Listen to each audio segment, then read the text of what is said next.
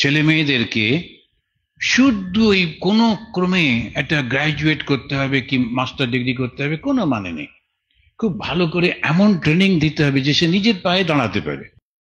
তো স্বামী বিবেকানন্দের কথা আবার উনি বলছেন, I want that education by which one can stand on his own feet. এটা হচ্ছে প্রথম definition of education. I want that education, আমি সেই শিক্ষা চাই যাতে সে নিজের পায়ের উপর দাঁড়াতে পারে। By which one can stand on his own feet. আর যেই আমরা 22 বছর 23 বছর 24 বছরের ছেলে সে বাবার কাছে গিয়ে একটু টাকা চাইছে, আর কি অসুবিধে, কত অস্বস্তি, তখন তার ব্যক্তিত্ব বেড়ে গেছে, তখন তো সে 5-6 বছর নয়, তখন সেটা ব্যক্তিত্ব হয়েছে, কিন্তু হাত পাততে অস্বস্তি হচ্ছে, মাকে বলছে কিরকম। এইখানটা কিন্তু আমেরিকানরা ঠিক বুদ্ধি করে করেছে। ওরা অত পড়াশোনার মধ্যে যায় না, যারা যারা খুব ভালো পড়াশোনায় তারা এগিয়ে যায়। আমার অত বুদ্ধি নেই, দরকারও নেই। একটা কিছু শিখে এবারে সেটা প্লাম্বিং শিখে নিল, কিংবা ইলেকট্রিকের কাজ শিখে নিল, বড় বড় ট্রাক চালানো শিখে নিল, কিছু একটা বছর শিখলো। আর মজাটা হচ্ছে ডাক্তার যত ইনকাম করে ট্রাক ড্রাইভার ততই ইনকাম করে, কোনো অসুবিধা নেই। একজন ট্রাক ড্রাইভার গুলো আর যে যায়, যে ট্রাক গুলো এসি ট্রাক একদম আরামসে যায়, প্রচুর টাকা কন্ট্রাক্টে হয়। আপনি জানেন ওখানেতে একটা প্লাম্বারকে যদি ডাকতে হয়, যেমন ডাক্তারের সঙ্গে অ্যাপয়েন্টমেন্ট করতে হয়, প্লাম্বারের সঙ্গে অ্যাপয়েন্টমেন্ট করতে হয়। বলে ভাই আমার কলটা ভেঙে গেছে, জল পড়ে যাচ্ছে। ও বললো আমি পরশুদিন ফ্রি আছি। আমার জলটা কি হবে, সব চলে যাচ্ছে যে, না আমি পরশুদিন আগে পারবো না। এইরকম প্লাম্বার।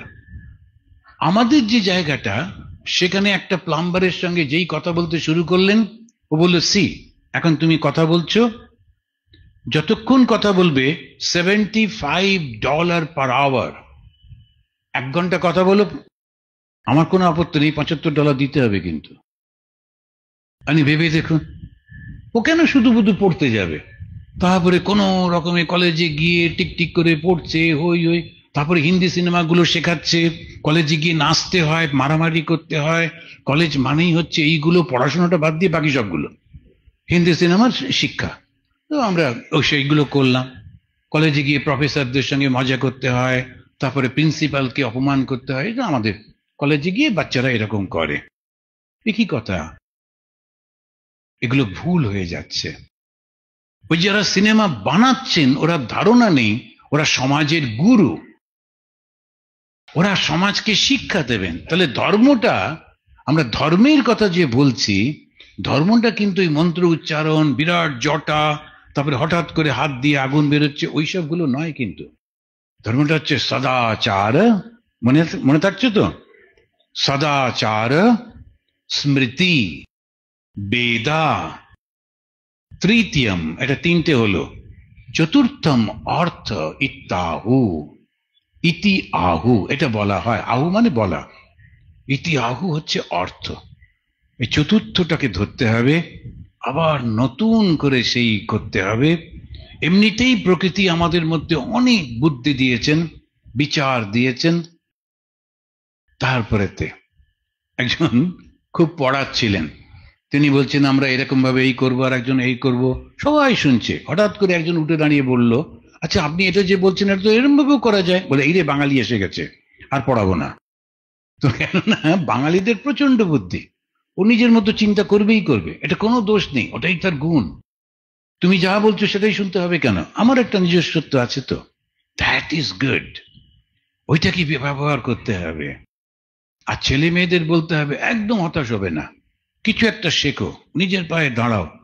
আমাদের একজন ছাত্র, ওকে বাবা মা ওকে চেঁচামেচি করতো, পড়ছিস না, কোনো রকমে গ্রাজুয়েট হয়েছে, না হলে মান থাকে না।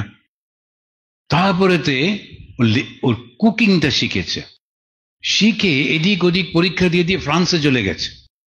তারপরে ফ্রান্সে কিছুদিন কাজ করে 1-2 বছর, সেখান থেকে সার্টিফিকেট নিয়ে লন্ডনে গেছে। লন্ডনে 2 বছর 3 বছর করে আমেরিকা এসছে। এই সব 5-6 বছরের সার্টিফিকেট নিয়ে ইন্ডিয়া এসে ব্যাঙ্গালোরে বিরাট একটা হোটেলে শেফ হয়ে বসে আছে। এখন দেখুন, ও যদি এখানে গুঁতোগুতি করতো, তারপরে মোমবাতি জ্বালিয়ে আমায় চাকরি দিচ্ছে না বলে কাঁদতো, ওই মোমবাতিটাই নিভে যেত, ওর চাকরি হতো না। কিন্তু নিজের মতো করে সুন্দর করে করে নিল। কত রকমের আছে। আমরা যখনই মনে করি যে ড্রাইভিং মানে নোংরা হয়ে থাকতে হবে, প্লাম্বার মানে ছেঁড়া কাপড় পরতে হবে, কেন? সুন্দর পোশাক পরে যাব। তোমরা অফিসে যাচ্ছ, আমি প্লাম্বিং করতে যাচ্ছি, একদম পরিষ্কার পরিচ্ছন্ন সব, কিছু অসুবিধে? এই চিন্তাগুলোকে একটু চেঞ্জ করতে হবে।